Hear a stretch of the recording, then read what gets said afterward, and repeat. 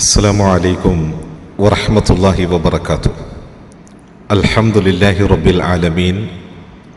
അസ്സലാത്തു വസ്സലാമു അലാ റസൂലിഹിൽ അമീൻ വഅലാ ആലിഹി വസ്വഹ്ബിഹി അജ്മഈൻ വമൻ തബിഅഹും ബിഇഹ്സാനിൻ ഇലാ യൗമിദ്ദീൻ. അമ്മാ ബഅദ്. പ്രിയമുള്ള സഹോദരി സഹോദരന്മാരെ, താബിഈ പണ്ഡിതന്മാരിൽ പ്രസിദ്ധനായിരുന്ന അബൂ ഖിലാബ റഹിമഹുള്ളയുടെ ജീവചരിത്രത്തിൽ നിന്നുള്ള ഒരു ഭാഗം നാം മനസ്സിലാക്കുകയുണ്ടായി. നമ്മളുടെയൊക്കെ ജീവിതത്തിൽ ഒട്ടേറെ അനുഗ്രഹങ്ങൾ, എണ്ണിയാലൊടുങ്ങാത്ത അനുഗ്രഹങ്ങൾ നമുക്ക് പ്രപഞ്ചരക്ഷിതാവായ അള്ളാഹു നൽകി അനുഗ്രഹിച്ചിട്ടും നമുക്ക് കിട്ടിയ അനുഗ്രഹങ്ങളൊക്കെ കുറഞ്ഞുപോയി എന്ന് പറഞ്ഞ് പരിതപിക്കുന്നവരാണ് നമ്മിലധികവും. ലഭ്യമായിട്ടുള്ള അനുഗ്രഹങ്ങളുടെ മഹത്വമോ അതിൻ്റെ പ്രാധാന്യമോ ഒന്നും തിരിച്ചറിയാതെ തൻ്റെ ജീവിതത്തിൽ തൻ്റെ രക്ഷിതാവിനോട് നന്ദിയും കൂറുമില്ലാതെ ജീവിക്കുന്നവരാണ് മനുഷ്യരിൽ അധികവും. പരിശുദ്ധമായ ഖുർആൻ തന്നെ പറയുന്നുണ്ട്, ഇന്നൽ ഇൻസാന ലളൂമൻ ജഹൂല. അക്രമവും അറിവില്ലായ്മയുമൊക്കെ മനുഷ്യനെ കൂടുതൽ കൂടുതൽ അക്രമിയാക്കി, അധർമ്മം ചെയ്യുന്നവനാക്കി, തൻ്റെ രക്ഷിതാവിനോട് നന്ദി കെട്ടവനാക്കി മാറ്റുകയാണ്. മഹാനായ അബൂ ഖിലാബ എന്ന പേരിൽ അറിയപ്പെടുന്ന ഈ മഹാപണ്ഡിതൻ്റെ അടുക്കൽ സന്ദർശനത്തിന് വേണ്ടി ചെന്ന അബ്ദുല്ലാഹിബ്ന് മുഹമ്മദ് റഹിമഹുല്ല വിവരിക്കുന്ന ആ ചരിത്രത്തിൽ നിന്ന് നാം മനസ്സിലാക്കി, അദ്ദേഹത്തിൻ്റെ ജീവിതത്തിൽ വളരെ പ്രയാസങ്ങൾ ഉണ്ടായിരുന്നു എങ്കിലും തനിക്ക് നൽകപ്പെട്ട നാവ് കൊണ്ട് അള്ളാഹുവിനോട് നിരന്തരം ശുക്ർ അത് പറഞ്ഞുകൊണ്ടിരിക്കുകയായിരുന്നു ആ മനുഷ്യനെന്ന്.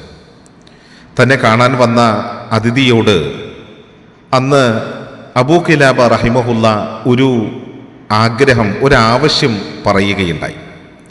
അദ്ദേഹം പറഞ്ഞു, അള്ളാഹുവിൻ്റെ ദാസനായ താങ്കൾ ഇവിടെ വന്ന സ്ഥിതിക്ക് എനിക്ക് ഒരാവശ്യം നിർവഹിച്ചു തരുമോ? സ്വന്തമായി ഒരു ഉപകാരമോ ഉപദ്രവമോ ചെയ്യാൻ പറ്റാത്ത സ്ഥിതിയിലാണ് അദ്ദേഹം അന്നുള്ളത്.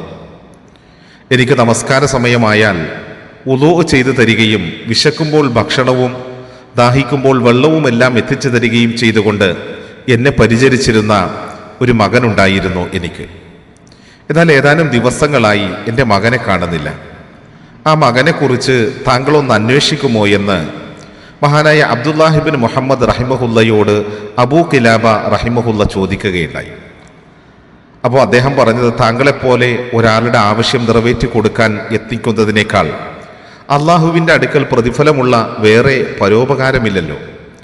അത് പറഞ്ഞുകൊണ്ട് ആ കുട്ടിയെ അന്വേഷിച്ച് ആ മനുഷ്യൻ ഇറങ്ങുകയാണ്. എന്നാൽ അധിക ദൂരം പോകേണ്ടി വന്നില്ല. തൊട്ടടുത്ത മണൽ കൂനകൾക്കിടയിലൂടെ നടക്കവേ ആ കുട്ടിയുടെ മയ്യത്ത് ഒരു ഭാഗത്ത് കിടക്കുന്നത് കാണുകയാണ്. വന്യമൃഗം ആക്രമിച്ച് മാംസമൊക്കെ തിന്നു കഴിഞ്ഞിരിക്കുന്ന അവസ്ഥയിലാണ് ആ ശരീരമുള്ളത്. അത് കണ്ടപ്പോൾ വല്ലാത്ത വേദന തോന്നി അദ്ദേഹത്തിന്. ഇന്നാ ലില്ലാഹി വ ഇന്നാ ഇലൈഹി റാജിഊൻ. പക്ഷെ അദ്ദേഹം ചിന്തിച്ചു, ഈ കാര്യം ഞാൻ എങ്ങനെയാണ് ആ മനുഷ്യനെ ബോധിപ്പിക്കുക? കാരണം എല്ലാ നിലയിലുമുള്ള പരീക്ഷണങ്ങളിലൂടെ കടന്നുപോയിക്കൊണ്ടിരിക്കുന്ന ഒരു മനുഷ്യൻ, എങ്ങനെ ഞാനിത് പറയും? അദ്ദേഹത്തിന് ഇത് താങ്ങാനും ഉൾക്കൊള്ളാനും കഴിയുമോ? അങ്ങനെ ഞാൻ കുറേയധികം കാര്യങ്ങളിരുന്ന് ആലോചിച്ചു. ആ സന്ദർഭത്തിലാണ് എനിക്ക് അയ്യൂബ് നബി അലൈഹിസ്സലാമയുടെ ചരിത്രം ഓർമ്മ വന്നത്. അങ്ങനെ ഞാൻ അദ്ദേഹത്തിൻ്റെ അടുക്കൽ ചെന്ന് സലാം പറഞ്ഞു. അദ്ദേഹം ചോദിച്ചു, എൻ്റെ അടുത്തുനിന്ന് പോയ ആളല്ലേ? അതെ എന്ന് പറഞ്ഞപ്പോൾ ഞാൻ താങ്കളെ ഏൽപ്പിച്ച കാര്യം എന്തായി എന്ന് അന്വേഷിച്ചു. അപ്പോൾ അദ്ദേഹത്തോട് മഹാനായ അബൂ ഖിലാബ റഹിമഹുല്ലയോട് അബ്ദുല്ലാഹിബ്ന് മുഹമ്മദ് ചോദിക്കുകയുണ്ടായി, താങ്കളാണോ അതോ അയ്യൂബ് നബിയാണോ അള്ളാഹുവിൻ്റെ സൃഷ്ടികളിൽ അത്യാദരണീയൻ? അപ്പോൾ അദ്ദേഹം പറഞ്ഞത് അയ്യൂബ് നബി തന്നെയാണ്. അപ്പോൾ വീണ്ടും അദ്ദേഹത്തോട് ചോദിച്ചു, അള്ളാഹു സുബ്ഹാനഹു വ തആല അയ്യൂബ് നബി അലൈഹിസ്സലാമിനോട് അനുവർത്തിച്ചത് എന്തായിരുന്നു എന്ന് താങ്കൾക്കറിയുമോ? അദ്ദേഹത്തെ അള്ളാഹു സ്വന്തത്തിലും സന്താനങ്ങളിലും കുടുംബത്തിലുമെല്ലാം പരീക്ഷിച്ചു. എന്നിട്ട് എങ്ങനെയായിരുന്നു അദ്ദേഹത്തിൻ്റെ പ്രതികരണം? എല്ലാം ക്ഷമിച്ച് അള്ളാഹുവിന് ശുക്ർ ചെയ്ത് അവനെ സ്തുതിക്കുകയായിരുന്നു. അതുകൊണ്ടും അള്ളാഹു അവസാനിപ്പിച്ചില്ല. അടുത്ത കുടുംബക്കാരിൽ നിന്നും സുഹൃത്തുക്കളിൽ നിന്നുമൊക്കെ അദ്ദേഹത്തെ അകറ്റി. എന്നിട്ട് എങ്ങനെയായിരുന്നു അദ്ദേഹത്തിൻ്റെ സമീപനമെന്ന് നാം നോക്കുമ്പോൾ നമ്മൾക്ക് കാണാം, എല്ലാം ക്ഷമിച്ച് അള്ളാഹുവിന് ശുക്ർ ചെയ്ത് അള്ളാഹുവിനെ സ്തുതിക്കുകയായിരുന്നു മഹാനായ അയ്യൂബ് നബി അലൈഹിസ്സലാം കഠിനമായ പരീക്ഷണത്തിലും ചെയ്തത്. അതുകൊണ്ടും അവസാനിച്ചില്ല. വഴിയാത്രക്കാരുടെ പഴി അദ്ദേഹത്തിന് കേൾക്കേണ്ടി വരുന്ന വിധത്തിലാക്കി അദ്ദേഹത്തിൻ്റെ അവസ്ഥ. എന്നിട്ടും അദ്ദേഹം അള്ളാഹുവിനെ സ്തുതിച്ചുകൊണ്ടേയിരുന്നു. താങ്കൾ എന്നെ അന്വേഷിക്കാൻ വേണ്ടി ചുമതലപ്പെടുത്തിയ ആ കുട്ടിയുടെ മയ്യത്ത് മണൽക്കൂനകൾക്കിടയിൽ ഞാനിതാ കണ്ടെത്തിയിരിക്കുകയാണ്.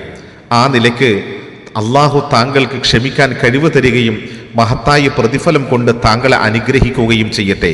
അയ്യൂബ് നബി അലൈഹിസ്സലാം ക്ഷമിച്ചതുപോലെ ക്ഷമിക്കാൻ താങ്കൾക്ക് കഴിയട്ടെ എന്ന് പറയുകയുണ്ടായി.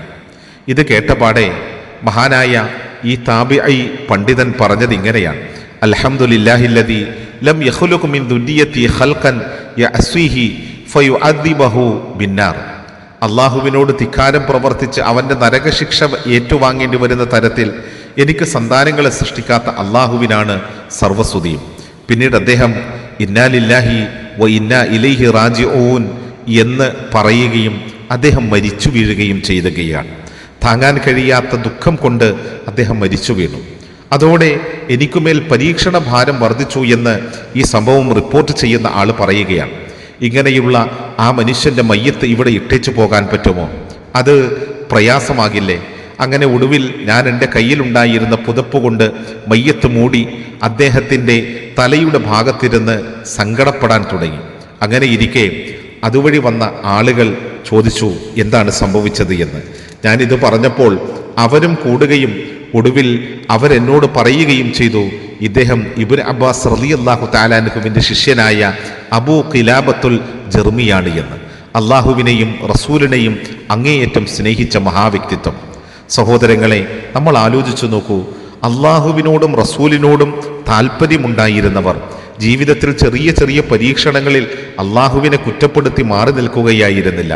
മറിച്ച് ക്ഷമയവലംബിച്ച് തനിക്ക് കിട്ടിയ അനുഗ്രഹങ്ങളിൽ കൂടുതൽ നന്ദി കാണിക്കുന്ന അവസ്ഥയാണ് അള്ളാഹു നൽകിയതെങ്കിൽ ജീവിതത്തിലെമ്പാടും നന്മകൾ തന്ന നമ്മൾ അള്ളാഹുവിനോട് സ്വീകരിക്കുന്ന നിലപാടെന്താണ് എന്ന് ആലോചിക്കുക. അള്ളാഹു അനുഗ്രഹിക്കട്ടെ. അസ്സലാമു അലൈക്കും വറഹ്മത്തുള്ളാഹി വബറകാതുഹു.